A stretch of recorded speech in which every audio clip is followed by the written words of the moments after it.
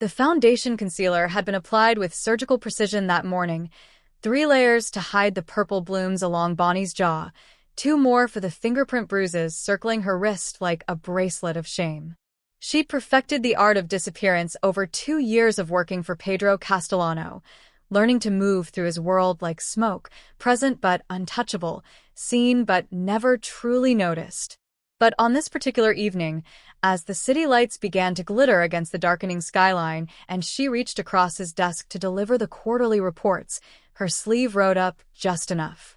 Just enough for Pedro's eyes, those dark, calculating eyes that had built an empire on seeing what others missed, to catch the shadow of violence painted across her skin. The air in the office shifted. Something ancient and primal flickered across his face, there and gone so quickly she almost convinced herself she'd imagined it. Almost. That night, Marcus Bennett would learn that some men protect their possessions with paperwork and lawyers. Others use methods that leave no paper trail at all. The glass walls of Castellano Enterprises' penthouse office had always felt like working inside a diamond, beautiful, cold, and sharp enough to cut if you weren't careful. Bonnie had learned to navigate these glittering corridors with the careful precision of someone who understood that one wrong move, one moment of visibility, could shatter everything she'd worked so hard to build. The scent of aged leather and expensive espresso permeated the air, mixing with the faint metallic tang she couldn't quite wash from her mouth where she'd bitten her tongue to keep from screaming when Marcus had shoved her against the kitchen counter that morning. Her fingers moved across the keyboard with practiced efficiency, each keystroke sending a sharp reminder through her ribs where his boot had connected during last night's argument about working late. Again. He hated when she stayed past 6, claimed she was trying to attract attention.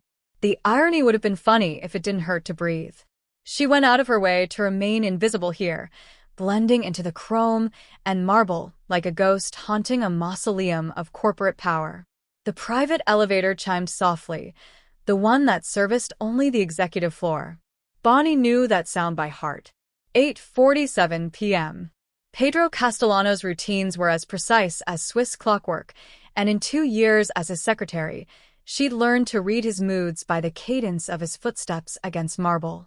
Tonight, they sounded different, heavier, purposeful in a way that made her pulse quicken with an anxiety she couldn't name. She'd pulled her sleeve down carefully over the bruises before he rounded the corner, but the cream-colored silk of her blouse caught on her watch, riding up for just a fraction of a second. A fraction was all it took. "Miss Carter." His voice cut through the silence, smooth, controlled, with that faint accent that spoke of old-world power and new-world ruthlessness. "Still here. I thought I told you to leave by 8. She looked up from her screen, forcing her expression into something resembling professional composure despite the way her lip pulled at the small split Marcus's ring had left that morning. "You have the Singapore call at 9, Mr. Castellano. I wanted to make sure the contracts were finalized and the wire transfer confirmed before." Her words died as his shadow fell across her desk. He'd moved closer with that predatory grace that made people in boardrooms nervous and enemies disappear. Bonnie could smell his cologne, something dark and expensive that made her think of safety, though she had no logical reason why. When she dared to meet his gaze, she found him studying her with an intensity that made her breath catch and her damaged ribs protest. There was something different in his expression tonight. A sharpness that went beyond his usual professional scrutiny, beyond even the demanding perfectionism that had built Castellano Enterprises into an empire that straddled both legitimate business and the shadows beneath. "You're hurt." Not a question. A statement. His voice had dropped to something quieter, more dangerous than she'd ever heard directed at her. "I'm fine, sir." The lie slipped out with the ease of long practice, as automatic as the concealer routine. "Just clumsy. I walked into the bathroom door this morning." "Don't." The single word stopped her cold. Pedro leaned down, his hands braced on her desk, his face level with hers now. This close, she could see the way his jaw tightened, the muscle jumping beneath his perfectly shaved cheek. "Don't insult my intelligence by lying to me, Miss Carter. I've seen enough violence in my life to know the difference between an accident and intent, between clumsiness and cruelty." Her heart hammered against her bruised ribs. She'd worked for this man for 2 years, had seen him negotiate million-dollar deals with the same expression he wore now, had watched him end careers with a phone call and barely a change in his breathing. But she'd never seen this look. This cold, controlled fury that seemed directed not at her, but through her, at something, someone, she desperately didn't want him to see. Your wrist. He reached out slowly, giving her time to pull away. When she couldn't, his fingers circled her wrist with devastating gentleness, his thumb brushing over her pulse point before sliding up to push back her sleeve. The concealer had smudged. The fingerprint bruises stood out like accusations against her pale skin. Who did this to you? The question hung in the air between them, heavy with implication. Bonnie's mind raced through possible responses, weighing consequences and calculating escape routes the way she'd learned to do over months of survival. But Pedro's eyes held hers, and she saw something flicker in those dark depths, recognition, understanding, and beneath it all, a rage so carefully contained it was terrifying. It doesn't matter, she whispered finally, pulling her arm back and tugging her sleeve down with trembling fingers. It's handled. It won't affect my work, I promise. It matters to me. His voice was soft, almost gentle, which somehow made it more frightening than if he'd shouted. Everything that affects you matters to me, Miss Carter. You work for me. That makes you mine to protect. The possessiveness in those words should have terrified her, should have sent her running. But exhaustion and pain had worn down her defenses, and all she could feel was a dangerous, desperate hope that maybe, just maybe, someone was finally on her side. I need to go, she said instead, standing up too quickly and wincing as her ribs protested. It's late. Marcus will be. She cut herself off, but the damage was done. Marcus. Pedro repeated the name like he was memorizing it, filing it away in that sharp mind for later use. Your boyfriend. Yes. She gathered her purse with shaking hands, not meeting his eyes. I really need to go, Mr. Castellano. The Singapore call. I'll handle the call. He straightened, adjusting his cufflinks with deliberate precision. Go home, Miss Carter. Take tomorrow off. Paid. I'll see you Monday. She wanted to argue, to insist she was fine, that she didn't need special treatment. But the weight of his stare told her this wasn't a request. It was a command. And Pedro Castellano's commands were not negotiable. Bonnie nodded once, grabbed her coat, and fled toward the elevator on legs that barely held her weight. As the door slid closed, she caught one last glimpse of her boss standing in the middle of the executive floor, his phone already pressed to his ear, his expression carved from stone and shadow. She told herself the chill that ran down her spine was fear. But somewhere deeper, in a place she didn't want to examine, she knew it was something else entirely. That night, when she arrived at the apartment she shared with Marcus, he wasn't there. His phone went straight to voicemail. His truck was gone from its usual spot. And in the darkness of their kitchen, Bonnie's phone lit up with a text from an unknown number. You're safe now. She knew, with the certainty of prey who'd finally found a more dangerous predator, exactly who had sent it. And God help her, she wasn't sure if she should be grateful or terrified. The mirror didn't lie, even when Bonnie desperately wished it would. She dabbed concealer over the bruise blooming along her cheekbone. Marcus's class ring had caught her just right during last night's argument about the late hours. 3 layers. Then powder. Then foundation. The routine had become mechanical, a ritual of survival she performed with the efficiency of long practice. The silk blouse she'd chosen had long sleeves, carefully tailored to hide the fingerprint necklace around her wrists. Professional. Invisible. Safe. The subway ride to Castellano Enterprises passed in a blur of anxiety and exhaustion. She'd learned to sleep sitting up, her purse clutched to her chest like armor, her body so conditioned to hypervigilance that even unconsciousness felt like a threat. Marcus would be furious when she got home tonight. He always was after his drinking nights. But tonight felt different somehow. Heavier. Like the air before a storm breaks. Pedro was already in his office when she arrived, unusual for 7 a.m. Through the glass walls, She could see him on the phone, his expression carved from granite as he listened to whoever was on the other end. When he noticed her, he gestured her inside with a sharp movement that made her stomach clench. "The Valdez contract," he said without preamble, hanging up. "I need the revised terms by noon. And coffee. The usual." Bonnie nodded, turning to leave, but his voice stopped her cold. "Miss Carter." She froze, her hand on the door handle. In the window's reflection, she could see him studying her with that predator's focus that had built empires and buried enemies. "Come here." Her legs moved before her brain could protest. She approached his desk slowly, keeping her gaze lowered, her body language submissive in ways she hated but couldn't help. Years with Marcus had taught her that making herself small sometimes meant staying safe. But Pedro wasn't Marcus. His hand shot out, catching her wrist with surprising gentleness. His thumb brushed over her pulse point, then higher, pushing back her sleeve to reveal the purple shadows beneath. The silence stretched between them like broken glass. Who? The single word carried the weight of an execution order. "I'm clumsy, Mr. Castellano." I. "Don't." His grip tightened fractionally, not painful, but inescapable. "I know what fingerprints look like, Miss Carter. I've left enough of my own." His eyes lifted to hers, and what she saw there made her breath catch. Not pity, not sympathy. Something far more dangerous. His name. "It's nothing. Really. I can handle."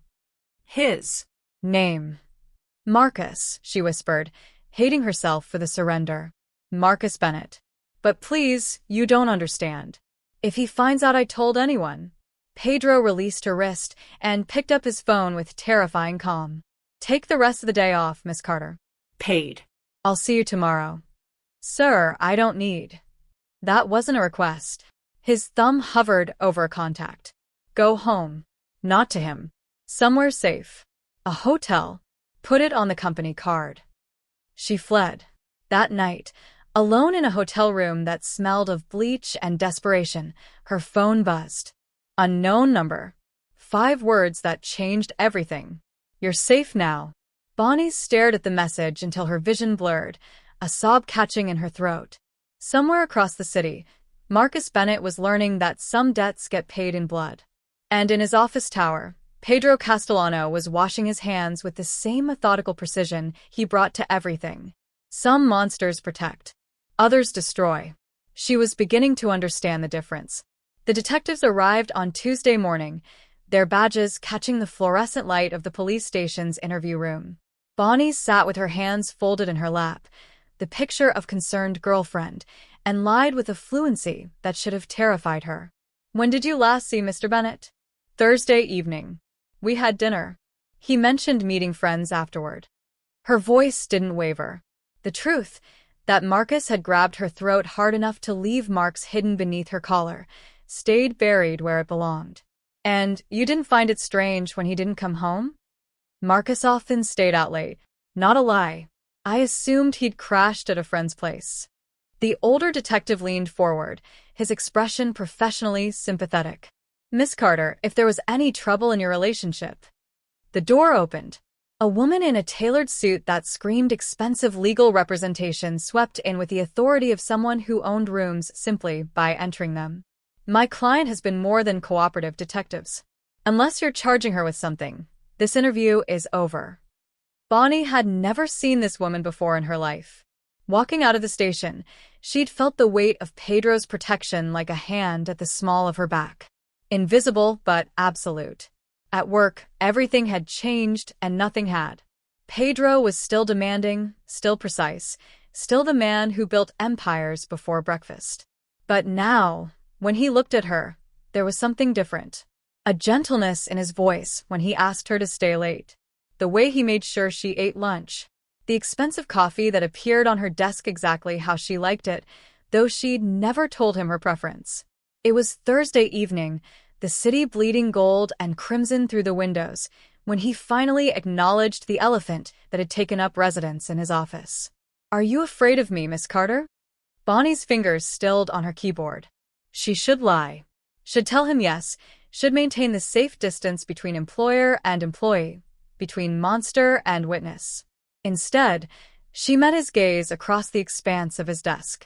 "I should be," she said quietly. "Shouldn't I?" Something flickered in his expression, surprise, perhaps, or recognition. He stood, moving to the bar cart with that predatory grace that made her pulse quicken for reasons she didn't want to examine. "Most people are." "You killed him." Not a question. The words hung between them, sharp and undeniable. "Yes." No hesitation.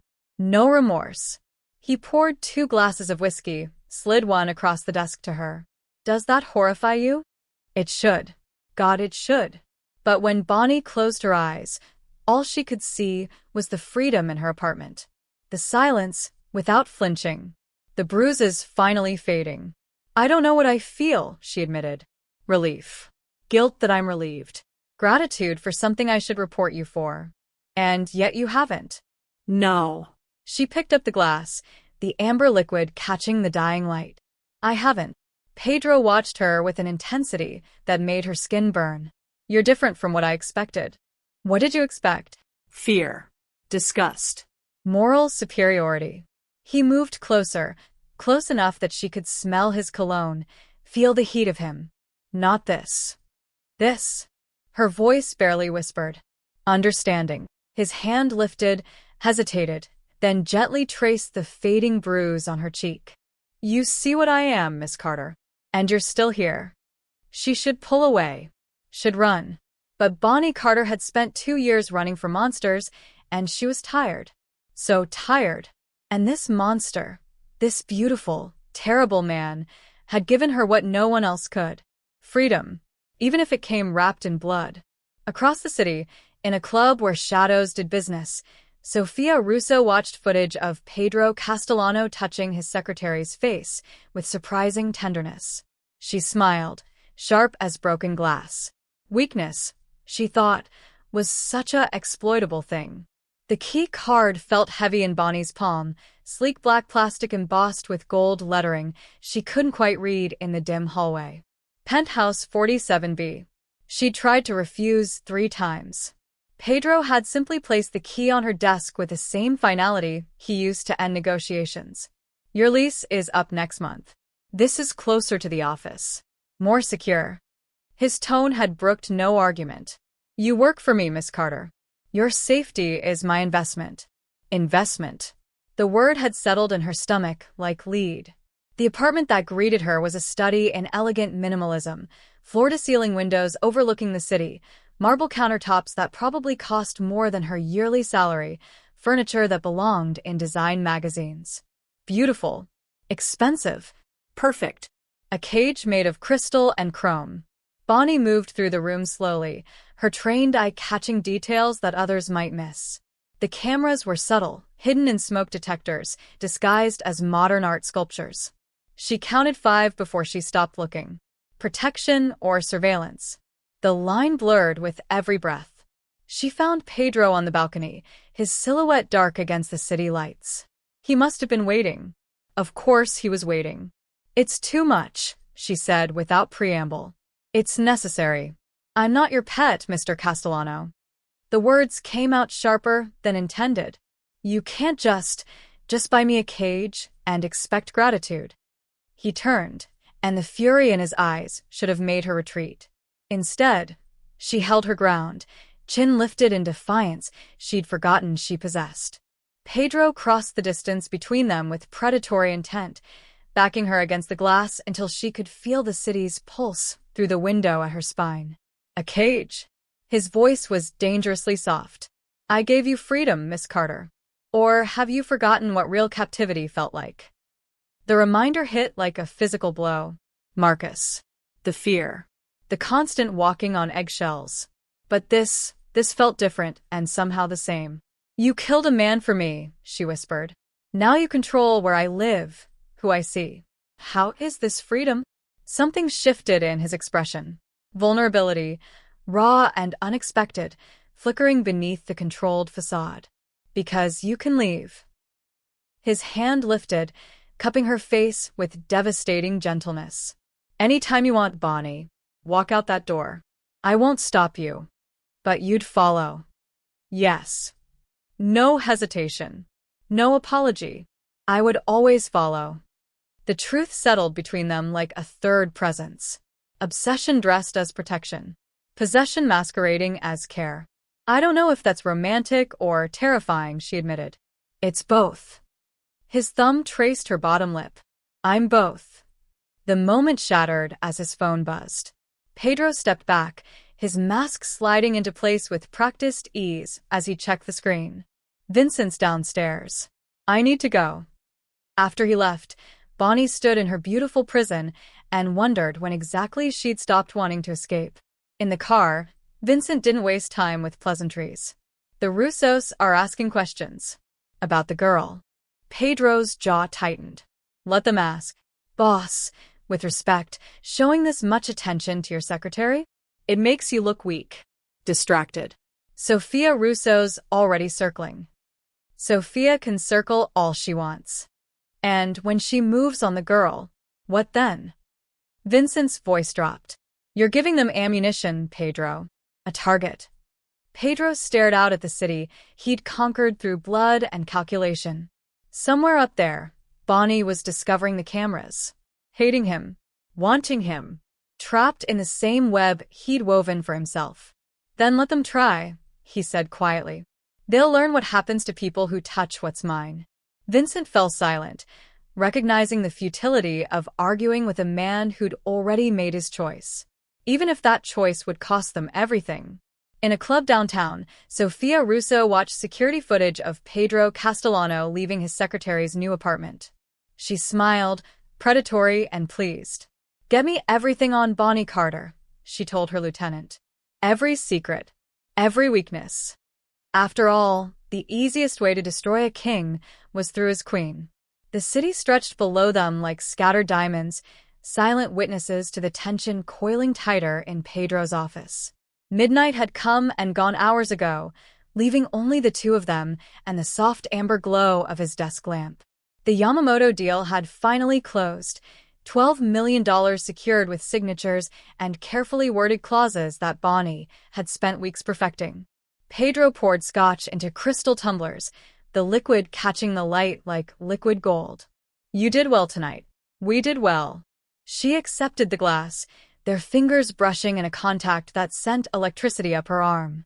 The alcohol burned smooth and expensive down her throat, loosening the careful control she'd maintained for weeks. He'd shed his jacket hours ago, rolled his sleeves to reveal forearms corded with muscle and scattered scars. One she noticed looked like a knife wound. Another, something worse. Evidence of a life lived in shadows, of violence survived and inflicted. How did you become this? The question escaped before she could stop it. This, you. Pedro's laugh held no humor. You want the origin story? The justification. He moved closer, close enough that she could count his heartbeats. My father built an empire on broken backs and blood. I inherited it at 19 when his rivals put 3 bullets in his chest. I had a choice, die with honor or survive by becoming something worse than the men who killed him. And you chose survival. I chose power. His hand lifted, fingers threading through her hair with devastating gentleness. Because power means no one can hurt you. No one can take what's yours. No one can make you small. Bonnie's breath caught. She understood that logic. Had lived it. But it makes you alone. Yes. The word was barely a whisper. Until you. The space between them evaporated. His mouth hovered over hers, so close she could taste the scotch on his breath, feel the heat of him burning through her resolve. Every instinct screamed to close the distance, to surrender to the want that had been building for weeks. Instead, she pulled back, her hand pressed against his chest. I can't be another thing you own, Pedro. His eyes darkened, something dangerous flickering in their depths. I don't. You do. Her voice shook but held firm. You own this building. You own companies and politicians and pieces of this city. You owned Marcus's death. And now you think you can own this. Own me. The silence stretched taut as a wire. Then Pedro did something that terrified her more than his anger ever could. He stepped back, giving her space she hadn't asked for, but desperately needed. "I don't know how to want something without taking it," he admitted, the confession raw and unguarded. "Everything I've ever desired, I've seized. Through force or fear or calculation. I don't know. I don't know another way." Bonnie's heart cracked at the vulnerability in those words. This man who commanded empires, who killed without hesitation, stood before her utterly lost. "Then let me teach you." "Teach me what?" "How to want without owning. How to protect without controlling." She moved closer, risking everything. "How to love without destroying." His hand cupped her face with aching tenderness. "And if I can't learn? If this is all I am, then we'll both burn." She pressed her lips to his palm. "But at least we'll burn together." The kiss, when it finally came, was inevitable as gravity. Desperate and tender and terrifying in its intensity. A promise and a threat wrapped in wanting. Across town, Sophia Russo watched the first shipment of Pedro's merchandise go up in flames. Insurance would cover the loss. But the message was clear. War had been declared. And Bonnie Carter was the prize. The woman who introduced herself as Sophia at the coffee shop had a smile that could sell salvation to saints. Elegant in the way old money always was, with dark eyes that sparkled with apparent warmth as she apologized for accidentally taking Bonnie's usual table. "I'm so sorry, please join me? I hate eating alone." It had seemed harmless, innocent. Two women sharing lunch in a city of millions. Sophia was charming, funny, asking questions that felt like genuine interest rather than interrogation. What did Bonnie do? Oh, executive assistant. How fascinating. And was her boss demanding? The kind that made life difficult? Sometimes, Bonnie admitted, surprising herself with the honesty. But he's fair. In his way. Sophia's smile never wavered. "Fair is rare. You're lucky." The lunches became regular. Twice a week, then 3 times. Sophia felt like the friend Bonnie hadn't realized she'd been starving for. Someone who understood the pressures of corporate life, who listened without judgment when Bonnie carefully edited stories about her complicated relationship with her employer. Someone who didn't ask about the bruises that had finally faded. She should have known better. Should have recognized the predator beneath the Prada. Pedro discovered the connection on a Thursday. Bonnie arrived at work to find him standing at her desk, his phone in hand, his expression carved from granite and fury. Sophia Russo. He held up a photo, her lunch companion, laughing over wine. "When were you planning to mention you've been meeting with my biggest rival?" The blood drained from Bonnie's face. "I didn't," she never said. She wouldn't. His voice was deadly calm, the kind of quiet that preceded executions. "That's the point, Bonnie. She's been using you, gathering intelligence. And you've been feeding it to her like a fool." The accusation hit like a slap. "I didn't tell her anything about your business. You told her about us." He moved closer, crowding her against the desk. "About our relationship, our patterns, where you live. When I'm vulnerable." His hand slammed down beside her, making her flinch. "You gave her everything she needed to destroy me." "Stop it." Bonnie shoved against his chest, surprising them both. "You don't get to blame me for not recognizing a threat in your world. I'm not some criminal mastermind, Pedro. I'm just trying to live my life." "Your life?" His laugh was ugly. "You don't have a life separate from me anymore. Don't you understand that? You're mine.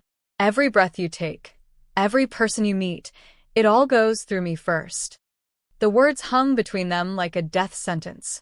Bonnie saw it then, the truth beneath the tailored suits and careful control. He wasn't protecting her. He was collecting her. "You're just like Marcus." Her voice shook with rage and recognition. "You just dress it up in expensive suits and pretty apartments. But it's the same cage." Pedro's face went white. The comparison struck something deep, something he'd buried under years of justification and power. For a moment he looked lost, young, horrified by his own reflection. "I would never," his voice broke. "I'm nothing like him. I protect you. By controlling me? By isolating me? Bonnie grabbed her purse, tears burning her eyes. I can't do this. I won't be owned again. She made it 3 steps before his hand caught her wrist, gentle, always so careful not to bruise. Please. The desperation in that single word almost broke her. But Bonnie had learned that loving a monster didn't make him less dangerous. Let me go, Pedro. He did. Because that's what love demanded. She walked out knowing she'd never truly escape. His world had swallowed her whole. In his office, Vincent delivered worse news. Sophia's planning something big. Using the girl as bait. Boss, if we don't move first, find out everything. Pedro's voice was empty. Bonnie's perfume still lingered in the air. Every detail of her plan. And the girl? Protect her. Even from me. The envelope arrived at Bonnie's apartment with no return address, just her name in elegant script across expensive paper. Inside, photographs. Crime scene reports. Medical examiner's notes with clinical descriptions of injuries that made her stomach turn. Marcus Bennett. Cause of death. Massive internal bleeding following severe trauma. Estimated time of suffering, 4 to 6 hours. Her hands shook as she read the details. Broken ribs, one at a time. Fingers twisted until they snapped. Burns. The methodical, calculated infliction of pain by someone who knew exactly how to make death last. How to make it agony. The apartment's lock clicked. Pedro entered with the key she'd never asked him to return, stopping cold when he saw the photographs spread across her coffee table like accusations.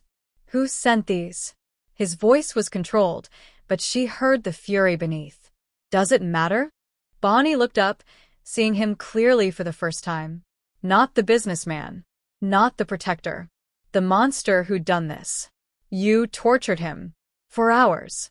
You made him suffer. Yes. No hesitation. No shame. He moved closer, his gaze never leaving hers. Every broken bone was for a bruise he left on your skin. Every scream was payment for the ones you swallowed. He hurt you, Bonnie. I made him pay. I should hate you, she whispered. You should. His thumb traced her cheekbone. You should run. Report me. Let them lock me away. But you won't. Because you understand now. Violence answered with violence. Pain repaid in kind. That's the language of our world, Querida. That's what survival looks like in the dark. What does that make me? Her voice broke. If I'm glad he suffered? If I wanted him to pay? Human. Pedro pulled her close, let her collapse against his chest as the sobs came. Beautifully, terrifyingly human. The good don't survive in my world, Bonnie. Only the ones willing to embrace their shadows. She looked up at him through tears, seeing the truth written in his eyes. I'm not a good man. I never will be. But I'm your monster now. Your weapon. Your darkness. And I will burn this city to ash before I let anyone hurt you again. The kiss was inevitable. Desperate and wrong and perfect in its wrongness. Bonnie tasted violence on his lips and wanted more. Pulled him closer, surrendering to the darkness she'd been fighting since that first text message. They stumbled to the bedroom still tangled together, shedding clothes and pretenses. His hands mapped her scars with reverence. Her nails left marks on his back that he wore like medals. When they finally came together, it felt like falling and flying simultaneously. Afterward, wrapped in sheets that smelled like him, Bonnie understood. She'd crossed a line that couldn't be uncrossed. Loved a monster. Become one herself. Across town, Sophia Russo finalized her plan. The photographs had been a test. Now she knew the truth. Bonnie Carter wasn't a victim. She was an accomplice. And accomplices were so much easier to destroy. The black van came out of nowhere, screeching to a halt as Bonnie left the coffee shop 3 blocks from the office. She had time to register hands, professional, efficient, before the chloroform-soaked cloth covered her mouth and nose. The world tilted, blurred, then vanished into chemical darkness. She woke to expensive Italian marble and the scent of jasmine perfume. Sophia Russo sat across from her in a chair that probably cost more than Bonnie's car, legs crossed, smile sharp as a blade. "Hello, darling. I hope the accommodations are comfortable." Bonnie's wrists were zip-tied to the chair arms. Her head pounded, mouth dry as cotton. "What do you want? Isn't it obvious?" Sophia stood, circling with predatory grace. "I want to watch Pedro Castellano's empire crumble. And you, sweet thing, are the sledgehammer." She held up her phone, showing Bonnie her own terrified face. "He'll come. He'll trade himself for you. And then I'll kill you both while his men tear each other apart fighting for scraps of his kingdom." "He won't come." The lie tasted bitter. "I'm just his secretary." Sophia's laugh was crystalline and cruel. Oh, darling. "You stopped being just anything the moment he killed for you." The great Pedro Castellano, brought low by a woman with sad eyes and a savior complex. She leaned close, her breath hot against Bonnie's ear. "He loves you. And love makes men stupid. Fatal, really." Pedro's phone buzzed during a meeting with the Hong Kong investors. The video loaded slowly, Bonnie, bound and terrified, Sophia's face filling the frame with that poisonous smile. "Trade yourself for her, Castellano. Come alone to the warehouse on Pier 9 by midnight, or I'll send her back in pieces." Literally. The phone shattered in his grip. Glass embedded in his palm, blood dripping onto the conference table, but he barely noticed. Vincent was already moving, barking orders into his phone, mobilizing their forces. "We hit them hard and fast," Vincent said. "Overwhelming force. She won't see it coming." No. Pedro's voice was ice. "I go alone." "Boss, that's suicide." "She wants me. She gets me." He stood, already calculating odds and accepting his likely death. "But I need you to promise something, Vincent. When I'm gone, you protect Bonnie. Get her out of the city. New identity. New life. Make sure she's safe." Vincent's jaw tightened. "You're not dying tonight." We don't know that. "Yes, we do." Vincent checked his weapon with practiced efficiency. "Because I'm coming with you. If you're dying, I'm dying. That's how this works." Pedro almost smiled. "I'm not worth that kind of loyalty." No. "But she is." Vincent nodded toward the shattered phone. "That girl made you human again. That's worth protecting, even if it costs everything." Pedro moved to his safe, pulling out weapons he'd hoped never to use again. The Beretta his father had given him. The knife with the bone handle, worn smooth from use. He armed himself with the methodical calm of a man preparing for execution. In the mirror, he barely recognized himself. When had he become someone who'd trade an empire for one woman's life? When had power stopped being enough? The answer stared back at him with Bonnie's eyes. Midnight approached. Pedro Castellano walked into Sophia Russo's trap with nothing but weapons and desperate love. Some prices, he'd learned, were worth paying, even if the currency was blood.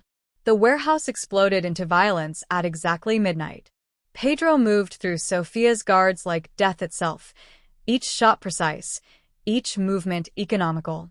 This was the man who'd built an empire on corpses, efficient, brutal, unstoppable.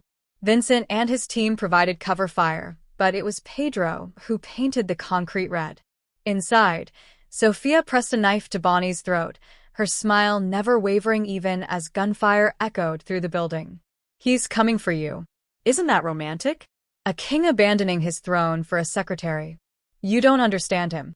Bonnie's voice was steady despite the blade. "He's not abandoning anything. He's protecting what's his.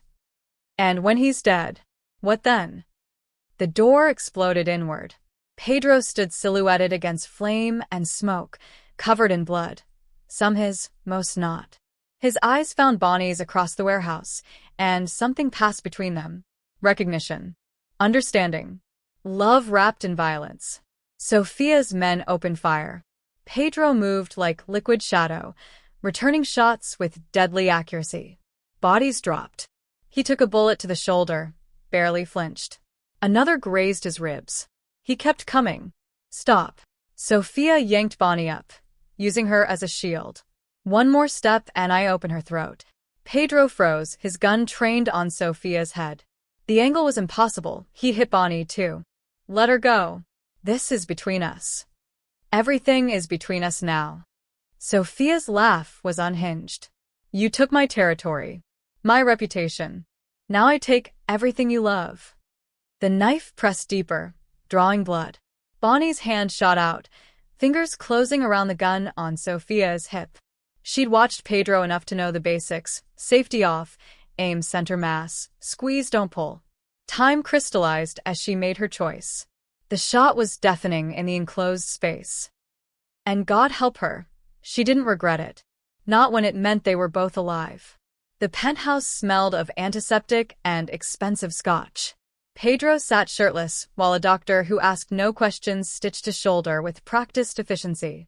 Bonnie watched from the doorway, still wearing clothes stiff with dried blood.